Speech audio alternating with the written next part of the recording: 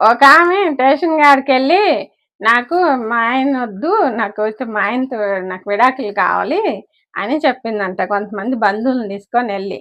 Reason ఏందమ్మా అంటే మా మ్యారేజ్ డేకి నాకు కనీసం కోన్ కూడా తెచ్చిలేదు, నన్ను అసలు పట్టించుకోవట్లేదు, ఏది అడిగినా కానీ తేవట్లేదు, అలాంటి ఆయన నాకు అవసరం లేదు, నా మంచి చెడ్డలు పట్టించుకోవట్లేదు అని ఆ అమ్మాయి చెప్పిందంట.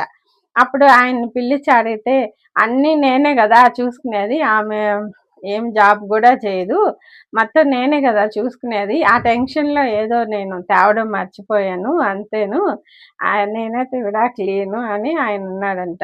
ఆమె మాత్రం నాకు ఇలాంటి వాడు వద్దు అని వాళ్ళకి కాంప్రమైజ్ కుదర్చడానికి వాళ్ళు ట్రై చేస్తూ ఉన్నారు.